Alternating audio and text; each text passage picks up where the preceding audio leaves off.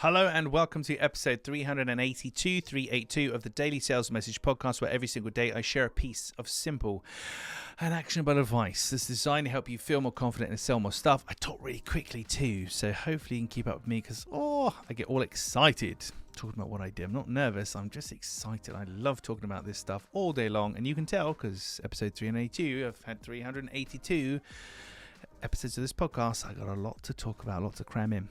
Right, in today's episode, we're talking about being too positive, and this is a telling off episode. Being too positive. When you're trying to sell to somebody, they need to be in control of the buying decision. Your role is to give them the information and the opportunity they need to make the best decision for themselves. That's it. Information and opportunity. They make the decision for themselves. They're in control. You can't coerce them. You can't convince or persuade them. Any of this kind of stuff. Here is what we offer. Here's a problem you've got. I think it can really help. Would you like to work with us? What do you think about that? That's it. Information, opportunity. If you're too positive about your own offering or the client themselves or anything else, it gets a little bit much. It's a little bit like overselling. We get a little bit sycophantic where you're talking to somebody and they go, oh yeah, well, we're thinking about it. Oh, you're thinking about doing that? Oh God, yeah, that's great, blah, blah, blah. And then we had this problem. Oh no, you had that problem. Oh God, you're so strong and brave and wise for dealing with that problem. Some people feel like, and there's some sales training out there where they say, you have to agree with everything your client says. And I really take an issue with that.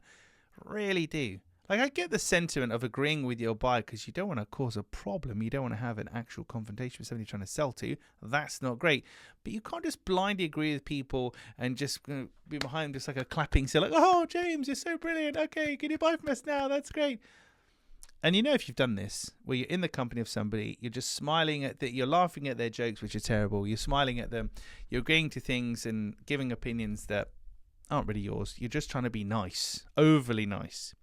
Now, my advice is not to be nasty to people. Let me stop you there.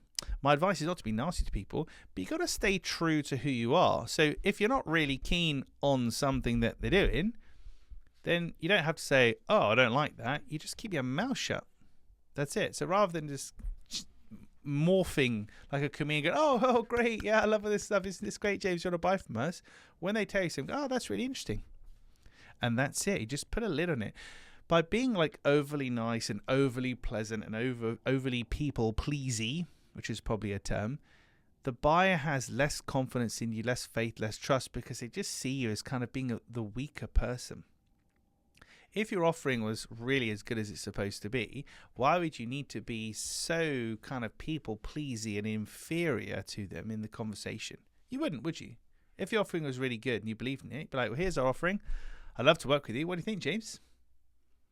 You don't want to do it? No problem at all. Thanks ever so much. Nice to meet you. There we go. That's the kind of behavior that you would have. Not, oh, God, trying to smooth things over, talking really quickly, filling all the silences with pleasantries.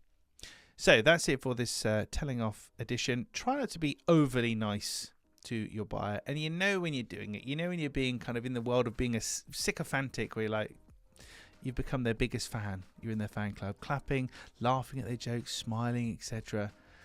It's all a bit too much. Your job is two things: information, opportunity. That's it. Here is our offering. I know that's a problem you've got, and we can definitely solve it for you. Here's our offering. Would you like to do it? Yes or no? That's it. That's how you sell. Information and opportunity. It's not as easy as that, but it is as simple as that. Information, opportunity. You don't need to worry about pleasantries and niceties and being too positive. Right, that's it for this episode of the podcast. Tomorrow in episode 383, I'm going to talk about the cure for rejection. When you get rejected by people that you're trying to sell to, it stings, it hurts, it sucks. I've been there. We've all been there.